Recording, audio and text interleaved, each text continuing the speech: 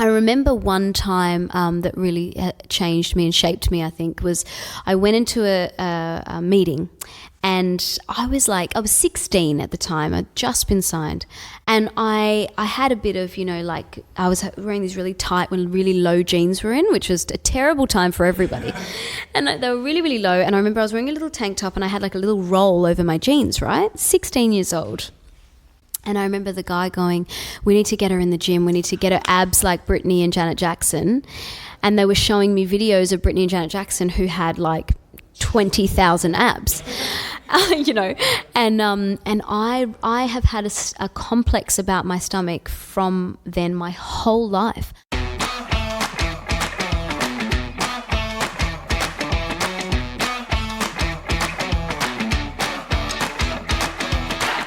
Hello and welcome to this week's episode of In Conversation with Lemon.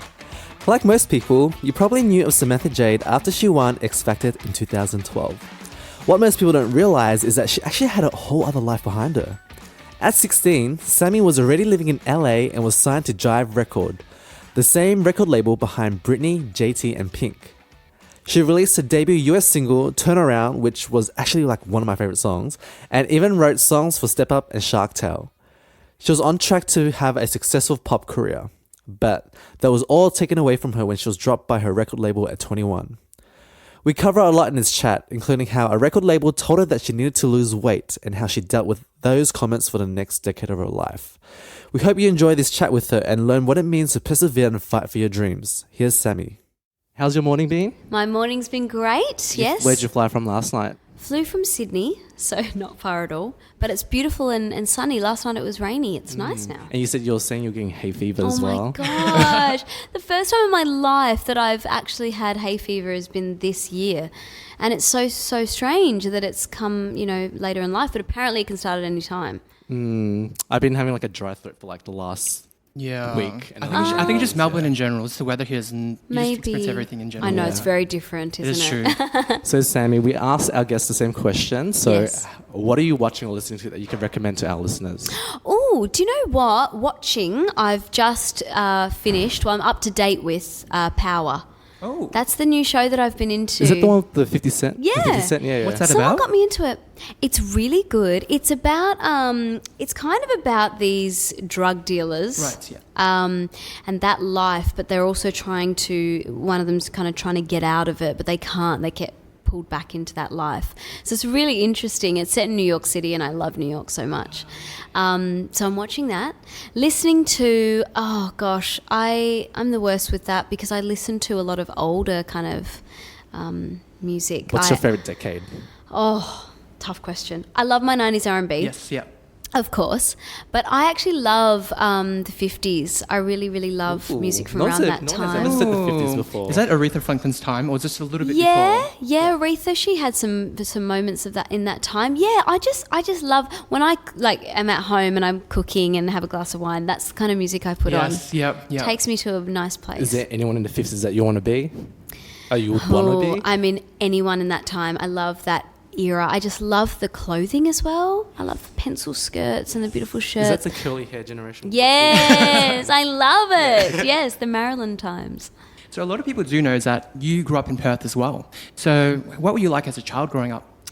I think if you ask my parents, they would say I was a good girl, but I was annoying. I was always singing, right. Always. Just like Tom. Oh my God, I have to keep telling him to be quiet. Oh, there you go. Because I sing pretty loud in the bathroom, and it just echoes around the whole house. Well, I don't blame you. I always just loved music. I love to sing. I love to always be, doing some kind of a show.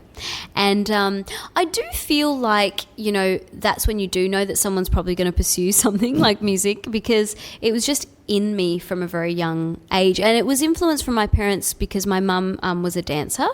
And so I think that she was always, kind of up for putting on music and dancing around the house. That's where you kind of got your modelling side as well when you started. Yeah, exactly. But I loved music. It always did something to me. When I listened to songs, they took me to a place. And I think that that's my love of music comes from a very, very young age. Yes. Is Perth like a really music city and entertainment like Melbourne, or is it like... Yeah, I mean, we've got a lot of incredible musicians that come from Perth, but I do think you have to leave. I do. Industry-wise, I think the industry is more Sydney and Melbourne. Yeah. And growing up in, you've come from actually quite a diverse culture as well. Not a lot of people know your dad is actually Anglo-Indian as well. Yeah. Did that also have any part into the music side as well? Or? Definitely. I feel like that my mum, my brothers and I are first generation Australians. So my dad was born in Bombay, and my mum was born in Glasgow in Scotland. So they both moved to Australia, and then we, obviously first generation. So I do think that that's influenced a lot. And my family's all, it's different food, it's different accents, it's different languages, and I think that's really amazing. And I love that. And I really, my culture is very, very important to me. And your mum's Scottish, right? Yeah. So which identity, like culture, have you identified most with, like growing up? Because you're obviously Australian. You're born here. I am. But, yeah. I don't know. It's a tough question. My mum's family are actually mostly in Scotland. So my dad's family all moved over. So I would say probably that side of my family I was exposed to a little bit more. Grew up eating curries and chili and loving coriander, and all my family have Indian accents. We had an Indian Santa. We had curry on Christmas Day. Oh, that's nice. That's just all I've known. And then, I didn't know that I was the only white cousin. Oh, really? I was the only white cousin in my whole family, and they would call me my white cousin, and I just didn't even know what that meant until I got older. Same as me, because I'm the only cousin that lives in Australia. Everyone else lives in Cambodia. There you go. They call me the Australian cousin, and they call me white as well. Actually, isn't that funny? And because you obviously children, you don't know that growing up. You don't know what that is. And then I even remember the first time I realised my parents were different colours, because I never knew as a child. And I remember seeing my dad. I was actually in school in I was in preschool, and I remember my dad came to pick me up, and the whole class started going, stranger danger, because we had just learnt about stranger. Yep. And I was like, that's my dad. Oh no. Yeah. And I remember my dad saying, no, that's just what they think. That doesn't matter. That's just that's what they see. Has he kind of seen a bit of a transition? He has, because he had a lot to deal with when he first moved to Australia. But yeah, my dad's the most understanding and kind human in the entire world. So yeah, has he always been really, I guess, like a central role in music for you as well, like pushing you out to go and pursue music? Yes, my mum and dad were those people. I was very lucky because my dad actually was a incredible football player, and he played for the Colts, which is kind of before you get into the Eagles, like the West Coast Eagles, which is a big AFL team. And he was kind of not, he didn't pursue that dream. And then my mum was a ballerina, and she she was asked to go to the Russian ballet, which is kind of, as a ballerina, the big point, and she didn't do it. And they both were happy in their lives, but they both were like, we want to push our children, right, to give you that opportunity that they never kind of took from you. Exactly. And so they always were behind me 110%, and drove me to every rehearsal, and always said to me, you can do this, and picked me back up again. You made me realize I don't know what my parents wanted to be when they were younger. Yeah. I mean, I would suggest you ask, because it's something that you can't ask when they're gone. So it's very important to know those things to then tell your children. And fast forward to your parents bring you to rehearsals. We're doing a bit of research online. We found out your friend sent a demo to the producers in LA. Is that correct? That is, and yes. And this is pre-MySpace days, pre-Facebook days. Yeah. How did it get to them? Like, I would imagine even uploading a file would take like 2 years. Oh my God. And it used to be like the dial-up thing where, the phone line, so the phone didn't work when the internet did. Yep. Oh, wow. Making me feel old. Yes, that was kind of how it happened. So I always loved to sing, My family, my extended family, were all in bands. And so I would get up and just sing at family parties. And then one of my cousins were like, actually, you're quite good. I think we should get you into a studio. They knew a girl who had a studio. I went and recorded a demo, and then that demo was taken, to LA. It's so crazy. Did that demo get sent to LA? Yeah, so I think, like in a CD form in the mail. With the stamp and Yeah, everything. FedEx was back then, and got sent, and and then it kind of did the rounds of, going to labels, and then I do remember getting that call, and they were saying, we'd love for you to come over to the States and audition kind of for us. And my mum was like, sorry, she's in school. And I was like, oh my God, Mum, it's so rude. Because I think that I had no idea. She's like, listen, you need to finish school. That's just as important. So we went in the school holidays, which was 4 weeks, over to LA, and I recorded, and that's when it all kind of kicked off. What was it like getting that call to saying that they want to fly you to LA? I mean, for me, I was 15, so I just thought, oh, this is how it happens. Oh, great, well, I'll be famous next. That's just, you know what I mean? Like, I had no concept of what it was really, really like. And I think my parents didn't really either on that scale, but they obviously were adults and they understood life. So they were like, oh, okay. They just didn't want me to get ahead of myself and expect things. So you got the call, and then they were like, no, actually just finish school first. Don't go to LA. Is that what they said to you? Yeah, they were like, listen, it's very important that you finish school. It's very important that we stick together as a family, and you know your morals and all of those things. And I think they had heard some things about LA, the classic Hollywood stories. So they came with me. My mum came with me everywhere. And then when I got my record deal with Jive Records, which was a few years later, my mum and dad were there. They came with me and my brothers. So who lived in LA with you? Was it Mum, Dad, TJ, Alex, and me? The whole family. For you. Yeah, which was so insane. I mean, look, it was the days of very big budgets of record deals, but we made that move, and my family were like, we have to stick together because we didn't want to be torn apart. We're very, very close. While in LA, were they working another job or anything to support you, or were they fully with you at every rehearsal? Yeah, well, my dad was kind of doing schooling for my brothers because my brothers didn't want to go to an American school because it's a bit different, and they were, I think, a year either ahead or behind. It's a bit different. So my dad would homeschool them, so he kind of became a teacher, kind of, and my mum would travel with me. She was kind of like personal management. So, yeah. She was the original mamager. Yeah, she was, exactly. And so during this period of, working in LA for pretty much 8 years, did you find that, living in Australia, then moving to LA, what was kind of the difference in your lifestyle?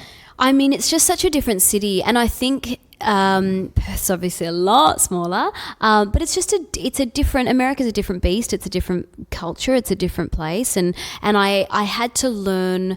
I had to learn balance. I think that's something we have here. We really nail that, and I think over there, when you're in the industry, balance is the biggest lesson of coming home and going, oh, I'm gonna unload the dishwasher, or I'm going to wash the dishes, or I'm going to do the washing, like having chores that you still do, because you do think, well, I'm a singer now. You know what I mean? And it's very easy for ego to take over. But my parents were very, very adamant about that not happening. Yes. And working in that environment, you probably had the opportunity to work with a lot of kind of A-list producers, singers as well. Yeah. And you on Shark Tale, you wrote for Shark Tale as well. Yeah. What were the pressures, I guess, from the entertainment point of view? Did you have to kind of act a certain way, or even behave a certain way, or just... Oh, definitely. I mean, it's such a encompassing industry. It takes over your mind because all you want to do is impress people, right? Because you're thinking, if I impress that person, I'm going to move up the ladder, and that's ultimately what everybody wants. And so you are trying to be the perfect human, and that's soul destroying, you know what I mean? So I think that in the beginning it was a little bit like that, and I had to my mom, thank God my parents were there. I think if they weren't, it would be a very different person sitting here right now. They were very, very hands-on, and my mum used to always remind me, if you're not happy in this, we're going home. You have to stay happy and loving it for the love of music, and obviously business is always going to collide, but you have to love music. That's why you came here in the first place. But I remember one time that really changed me and shaped me, I think, was I went into a meeting, and I was 16 at the time. I'd just been signed, and I had a bit of, I was wearing these really tight, when really low jeans were in, which was a terrible time for everybody. And they were really, really low, and I remember I was wearing a little tank top, and I had like a little roll over my jeans, right? 16 years old. And I remember the guy going, we need to get her in the gym. We need to get her abs like Britney and Janet Jackson. Yeah. And they were showing me videos of Britney and Janet Jackson who had like 20,000 abs, you know. Yeah. And I have had a complex about my stomach from then my whole life until I would say in the last few years. Isn't that crazy? And that's the thing. You don't know that you're shaping these kids in such a way that it's going to affect them forever. And it's like they forget you're only 16 years old at that point in time as well. Yes. Oh my gosh. There's kind of pressure to kind of make it, I guess, when I look at it from that perspective, there's an expiration date, especially for female pop stars. Absolutely. Yeah, and that was the thing, is that they were like, you're 16, so we need to get it done now. Like, you know, and so long story short, but I was dropped at 21. So for me, I was like, my life's over. What am I going to do now? So yeah, it's a really tough industry, and it truly is a hard place to be, LA. If you're not killing it, it's a really tough place to be. Was there any moments during that 8-year process, even before, you know, you were break up with the label, was there any point before then you're like, I just want to go home now, like I've had enough? Yeah, oh, definitely. And I did go home at one point, because I remember saying to my mum and dad, like, I don't know, I'm starting to not know how to do this with love. I'm doing it as a job, and I'm losing every time I go on stage. I'm just doing what I'm supposed to do. Did you kind of lose the passion? Yeah, for it? I was losing the passion. I didn't know. I was nervous about how I dressed. I was nervous about how I looked. They had me get braces, and I had them tightened. You're supposed to have your braces tightened every month. I had them tightened every week. Wow. Because they wanted to speed up the process. So I was in constant pain. Coming from a dental background, that's excruciating. Excruciating. It's so bad for your bones. Yeah, and in my head, I would have a headache because of that, because, you know, it's all connected. No. Yeah, so it was just like, I was just put, you know, under the pump a little bit, and my mum said, let's go home. So we actually did. We went home for like, I took like a month off and went home. But the thing is that I remember coming back, and it was like, all right, you've taken a month off, we've got to... Right, get you up to speed again. Yeah. So talk us through the process. It's like, you pretty much, you know, people around you were telling you you're going to be the most famous person in the world, you're going to have money, you're going to go and school like Britney, you're pretty much going to live this luxury lifestyle, and then suddenly when you're 21, it's all got taken away from you. Oh my God, yeah. So what exactly happened? Oh, it was tough. It was tough. You know what? It was hard for me, because at the time I was like, exactly, I believed it all. And over there, everything's bigger, everything's better. And I was also working with my heroes. I was signed to a label that I would have, you know, died to be signed to. I mean, the best pop label in the world at the time was Jive. Britney Spears, like names like that I grew up watching. That was insane, you know. So for me, there was no higher. So that's what was hard, because once I was dropped, I thought, that's kind of as high as you can go. You know what I mean? So I lost a lot of my drive. I went through a really intense period of a lot of anxiety, and I think depression in a very light form, but I went through a lot, and I needed to come home, but I didn't, because my family had moved back, because obviously the funds were gone, and my brothers actually were starting high school. So my parents were like, we should put them in an Australian high school, because they were petrified of American ones. They were like, there's guns in America, we need to get out of here. To be fair, I wouldn't go there either. Which I get. I was like, absolutely, let's go to a normal little Australian Perth school. And, you know, we came home, they came home, and I was there kind of on my own, still trying. And anyway, I'd lost my deal, and I was going around. I'd built up the courage to go into meetings again. And meetings are a whole other thing, because you have 10 or 15 minutes to impress somebody. And so you're going in and you're like, hey, this is it. I've got to sell myself, which I think Australians are really bad at, because we're just not those people. Yeah. Do you know what I mean? Yeah, a bit we're like just, that tall poppy syndrome. And we're self-deprecating, and that's just how we get around, and I love that about Aussies. Anyway, so I remember going into this one meeting, and I'd really gone and got a little outfit from H&M, and I was feeling great. And I walked in, and we played songs, and the guy's going, this is great. Yeah, wow, I love this. He goes, I remember you from back in the day. I've always loved your voice. I've always thought you were great. I was like, oh my God, thanks. And then he goes, the only thing about this with you is you don't have a star tone. He goes, you got a great voice, but you just What does a star tone even sound like? I have no idea. I was like, what does that mean? He goes, you're a great singer, but it's not memorable. And that was the day I packed up and I left. Right. I was like, I literally that next day booked a flight. I was like, I'm done. Were you working independently, right? Or were Yeah. So for me, I was like, oh my God, like I've just built up all this courage, and that within 1 second, that guy, he ruined it for me. He took everything away. So that's when I came home and then started kind of looking into what I was going to do. When you came back home, what did mum and dad say? They were like, listen, like whatever you want to do is what we will back. You know, they've always been like that. But they said, I think it's time. I was 25, you know, so I'd been there for a very long time. And I think that they got to the point too, they were sick of seeing me so up and down and upset. Yeah. Did they just like, okay, maybe you should look at getting a normal job? Did they say that to you? No, they never did. I was like that. I was really like, good. maybe it's retail. But they were like, no, you should still sing, but why don't you try Australia? And I was like, oh yeah. I'd never thought about that because I kind of skipped Australia. I kind of started in America. So I was like, that's a great idea. And I'd kind of done my research and I saw that the people that I admired in Australia had all come from TV. So now we know the infamous story, like you auditioned for X Factor, you worked your ass off, you got to the top, you won, so congratulations again. Thank you. And now that you're an independent artist yourself, I do realise that there is a bit of a scar when you think about LA. Do you kind of associate that there's a bit of like trauma, a bit of PTSD when it comes to... Oh, definitely. Yeah. And I think, you know, that's something I struggle with still, and mental health is something that I'm so glad that we're really talking about these days. It's something that affects all of us, who, no matter who you are, and I think it really left a very deep scar. And I was so young and impressionable, but I'm truly grateful, and I can only say this now at my age now, that actually it didn't happen for me then, because I think that now I can actually appreciate where I am and not go off the rails. Do you know what I mean? Because I've got a sense of who I am and all of those things that I wouldn't have had then. I also think like you learnt a lot from being in that industry as well. I feel you can see it in your performance. You have that star power, that star tone. Oh, thank you. Oh, it took a while, but I got it. Thank you.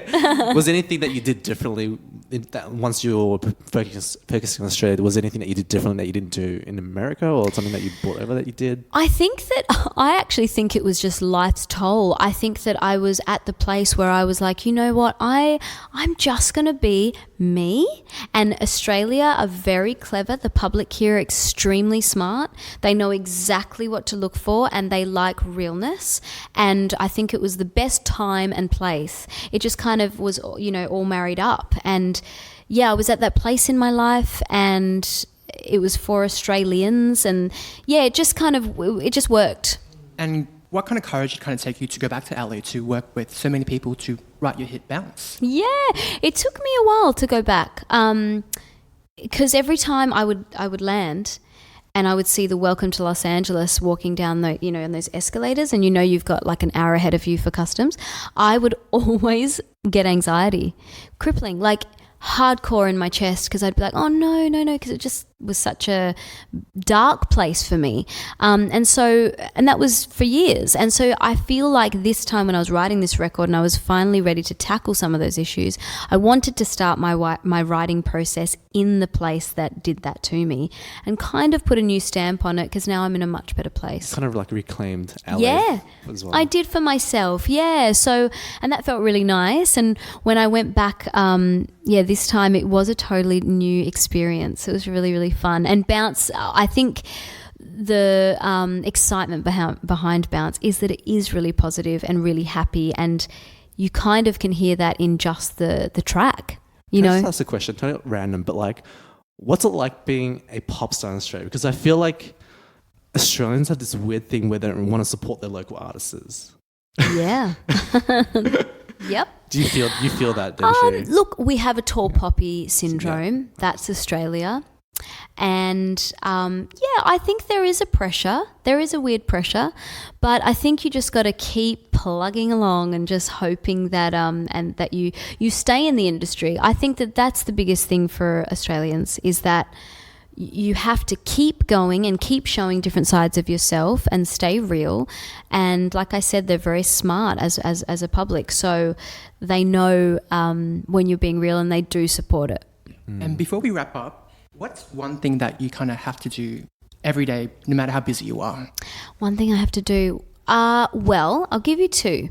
I mean, coffee is my life. I need a coffee in the morning. Oh my God, it's the first thing I think of in the morning. Aside from this, when I wake up in the morning, and my mum taught me this, it was a really amazing little pearl of wisdom, is that when I wake up and I put, you get out of bed, you put your feet on the ground, say thank you, so that you start the day off being grateful and acknowledging that you're grateful for another day. And I truly do that every morning, and I do think that starts my day off in a very different way. What happens if you don't do it? I don't know, because I don't not do it. That's right. So what's one person that you wish you could follow on social media that doesn't have social media, dead or alive? Oh, Jon Snow, easily. Jon Snow from Game of Thrones, Yeah. Kit Harington. And I have searched for him, and he does not have it. What do you think he would be Love like? him. What do you think he would be like on Instagram? I think he'd be so cool. I think he would just be the coolest person, and it would just be these weird, artsy, cool photos.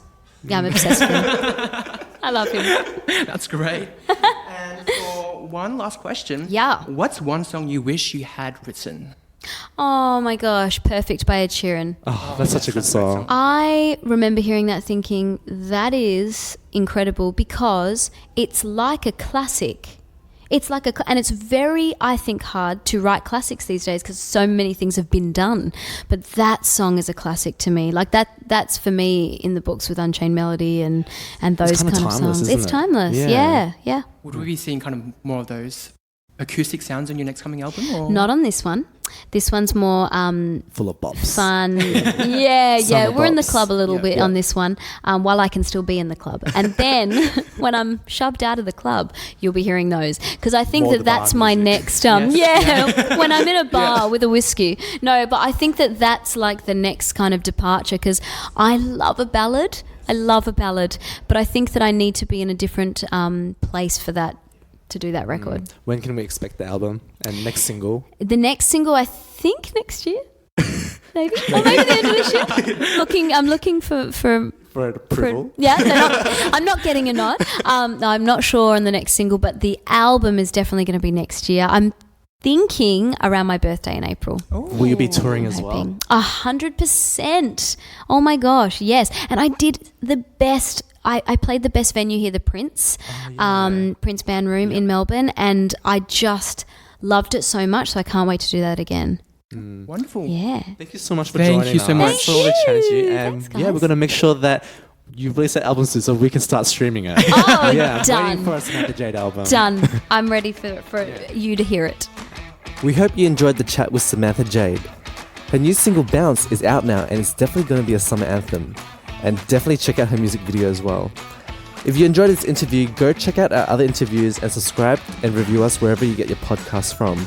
Until then, see ya!